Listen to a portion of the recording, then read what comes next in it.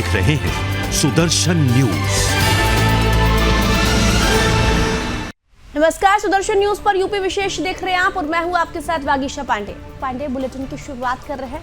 UP के मेरठ से धर्मांतरण का मामला सामने आया। बता दें कि मुस्लिम जिहादियों ने हिंदू युवक का जबरन धर्मांतरण करा दिया और अब वह युवक पर दबाव बनाते हैं कि वह अपने माता पिता की संपत्ति को हत्या ले। युवक के माता पिता ने बताया कि 3 साल पहले मुस्लिम जिहादियों ने मिलकर उनके बेटे का धर्मांतरण करा दिया था और अब उनका बेटा जिहादियों के कहने पर उनके साथ मारपीट करता है। साथ ही संपत्ति को हथियाने की कोशिश की गई है, जिसके बाद पीड़ित परिजनों ने एसएचओ को एप्लीकेशन लिखकर उचित कार्रवाई की मांग की।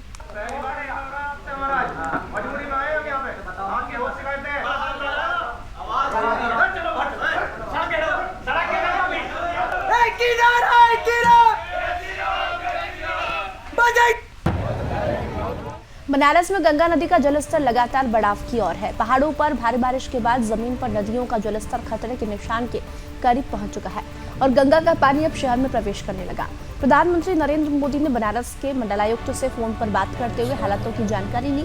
वहीं दूसरी तरफ बनारस के विधायक नीलकंठ तिवारी भी लगातार बाढ़ग्रस्त क्षेत्रों में चल रहे राहत कार्यों का जायजा ले रहे हैं। इसी दौरान वो न सिर्फ बाढ़ प्रभावित क्षेत्रों में जा रहे हैं, बल्कि बाढ़ से प्रभावित हुए लोगों के लिए किए जा रहे राहत कार्यों की समीक्षा भी कर रहे हैं।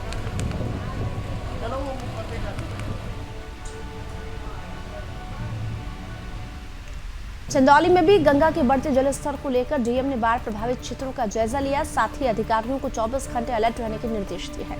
बाढ़ से निपटने के लिए जिला प्रशासन ने पूरी तैयारियां कर ली। ग्रामीण क्षेत्रों में गंगा के बढ़ते जलस्तर की मॉनिटरिंग के साथ ही उन क्षेत्रों के लोगों को तत्काल राहत शिविरों में व्यवस्थित करने के निर्देश दिए गए हैं, जो बाढ़ से प्रभावित हो सके। इसी दौरान डीएम ने कहा कि बाढ़ प्रभावित क्षेत्रों में सभी इंतजाम के साथ दवाओं की भी समुचित व्यवस्था की गई है। वहीं एसपी अंकुर अग्रवाल ने कहा कि गंगा किनारे 5 थानों को अलर्ट पर रखा गया है। इन थानों में बाढ़ के दौरान लोगों के बचाव के लिए संसाधन व अतिरिक्त फोर्स दी गई है।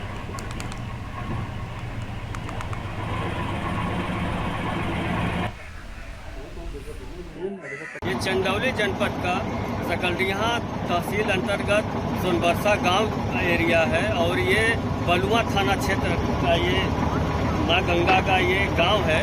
और यहाँ पे कहना चाहते हैं कि ये जो गांव है, गांव में ये कैमरामैन का ये दिखाएं, ये गांव है। गांव में कहीं कहीं तो पानी एकदम नीचे है, जहाँ खतरे के निशान से अभी गंगा यहाँ पे नीचे है। अगर इसी तरह बढ़ाव रहा तो आने वाले समय में कई गांव भी चपेट में आ जाएगा। जहाँ पे गंगा जी गांव नीचे है और पानी ऊपर आ गया है, तो वहाँ पे उस गांव में कुछ भाग में पानी चला गया है, जो लोगों को वहाँ पे पलायन करना पड़ रहा है। सकलडीहा तहसील के एसडीएम हैं, वो फोन ही नहीं उठाएंगे।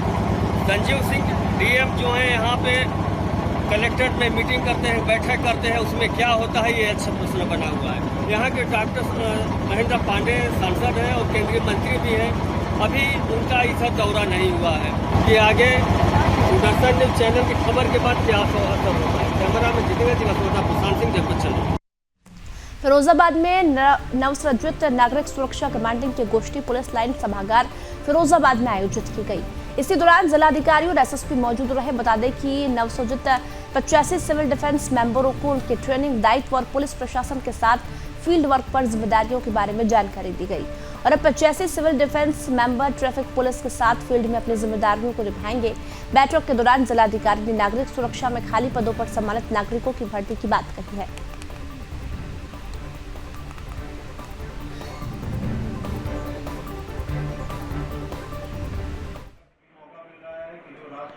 हुए हैं अलग अलग हमारे स्क्वाड्रन में, तो उनकी बैठक की गई है और यहाँ पे उनको ट्रेनिंग के बारे में और क्या उनके दायित्व होंगे, क्या रिस्पॉन्सिबिलिटीज़ होंगी, जो प्रशासन और पुलिस के साथ मिलकर उनको करना है, इसके बारे में उनको बताया गया है। और आगे का जो सिलेक्शन है, इसमें करीब 595 मेंबर्स को सिलेक्ट करना है, उसके लिए भी आगे कार्रवाई के लिए निर्देश दिए गए हैं। और कल से ये जो हमारे सिलेक्टेड मेंबर्स हैं वो ट्रैफिक की व्यवस्था। खबर यूपी के ललितपुर से है, जहां नगरपालिका अध्यक्ष और उनके पार्षद पति पर भ्रष्टाचार से संपत्ति अर्जित करने का आरोप लगा है, जिसको लेकर नगरपालिका अध्यक्ष रजनी साहू को प्रमुख सचिव ने 30 अगस्त तक जवाब मांगा है। बता दें कि नगरपालिका में चल रही अनियमितताओं और बोर्ड की अनुमति के बिना ठेकेदारों को आउटसोर्सिंग ठेका देने का आरोप लगा है। तो वहीं दूसरी तरफ नगरपालिका पार्षद पूरे कार्यकाल में अध्यक्ष और उनके पति पर भ्रष्टाचार का आरोप लगाते रहे।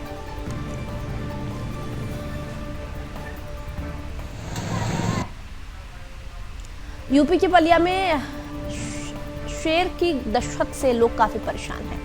बताते चले, बलिया तहसील की तिरकौलिया गांव का एक किसान जब अपने खेत में दवा डालने गया था, तभी उसकी नजर गन्ने के खेत में बैठे खुखार शेर पर पड़ी, जिसको देखते हुए वह हक्के बक्के रह गए। गनीमत रही कि शेर ने किसान पर हमला नहीं किया और थोड़ी देर बाद वह वापस जंगलों की तरफ चला गया।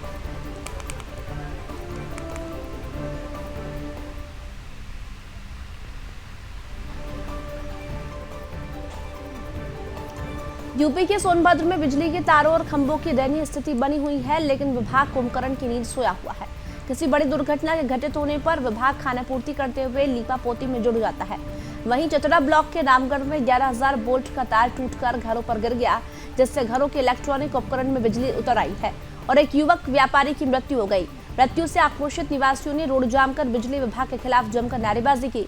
मौके पर पहुंचे बिजली विभाग के अधिकारी ने जांच कर दोषियों के खिलाफ कार्रवाई करने को कहा, लेकिन लोगों ने उनके खिलाफ जमकर नारेबाजी की। ग्रामीणों ने शोकाकुल परिवार के लिए मुआवजे और सरकारी नौकरी की मांग की है।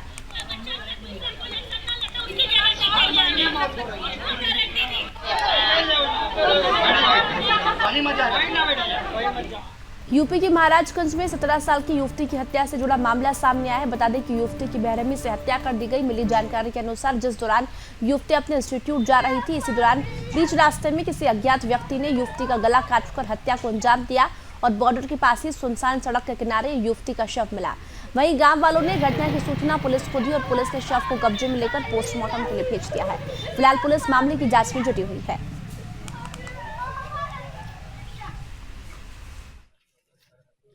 ये थाना घुगली क्षेत्र में बारीगांव गांव पड़ता है। वहाँ पे एक लड़की की धारदार हथियार से गला काट के हत्या की गई है। अभी मौके पे सभी अधिकारी पहुंचे हुए हैं। इस पूरे प्रकरण की जांच की जा रही है। अभियोग भी पंजीकृत किया जा रहा है और इसमें टीमें भी गठित की जा रही है। जल्द ही इस पूरे घटना का अनावरण किया। अब ये है तो देखने से।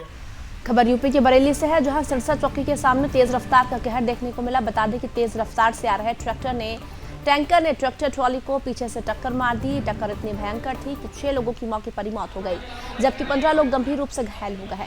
जिसके बाद घटना की जानकारी मिलते ही मौके पर पहुंची पुलिस ने घायलों को इलाज के लिए अस्पताल में भर्ती कराया और शवों को पोस्टमार्टम के लिए भेज दिया है।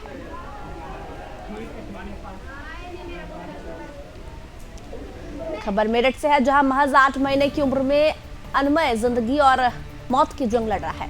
दरअसल Anmay spinal muscular atrophy type 1 नाम की जन्मजात बीमारी से ग्रसित है। इस बीमारी में शरीर का डीजनरेशन शुरू हो जाता है और 2 साल तक आते आते बच्चे की मौत हो जाती है। इस बीमारी के इलाज के लिए जिस स्पेशल इंजेक्शन की जरूरत होती है, उसकी कीमत लगभग 16 करोड़ रुपए है। इस इंजेक्शन से अनमय बच सकता है, लेकिन एक सामान्य परिवार के द्वारा इतनी बड़ी रकम इकट्ठा करना असंभव है।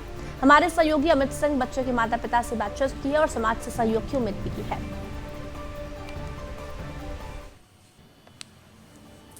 दुनिया में एक बहुत ही दुर्लभ बीमारी है जिसको हम कहते हैं स्पाइनल मस्कुलर एट्रोफी।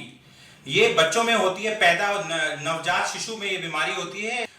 सुमित और अंकिता जो दंपति हैं, जिनका बच्चा है 8 महीने का और उसको ये दुर्लभ बीमारी है। प्रॉब्लम यही है कि इस एज में अगर मैं इनको उठाती हूँ तो कभी इनका हाथ नीचे गिर पड़ता है, कभी इनका उठाती हूँ दूसरी तरफ से तो इनका पैर नीचे, क्योंकि ये खुद से मतलब विदाउट असेसमेंट ये कुछ भी नहीं कर सकते। इनको प्रॉपर ट्रीटमेंट। सेकेंड चीज, इनको रेस्पिरेटरी के इश्यूज बहुत ज्यादा इनके साथ हो जाते हैं। सांस लेने में दिक्कत होती है जी, इनको प्रॉब्लम है ये। सॉलोइंग की प्रॉब्लम, इनको मैं सॉलिड नहीं देती हूँ, लिक्विड फॉर्म में खिलाती हूँ चीजें। और रात में भी हम लोग जग के देखते हैं कि ये प्रॉपर ब्रीथ कर पा रहे हैं या नहीं करते। जब हमें पता चला 16 करोड़ है तो वो हमको समझ आ गया कि ये हमारे अकेले बस का तो। बच्चे का नाम क्या है? अनमय सिंह। अनमय सिंह, हाँ। तो फिर क्योंकि हमने इधर उधर भी हमारे लोकल लीडर से भी और बुलेटिन में फिलहाल इतना ही। आप देखते रहिए सुदर्शन न्यूज। जय हिंद।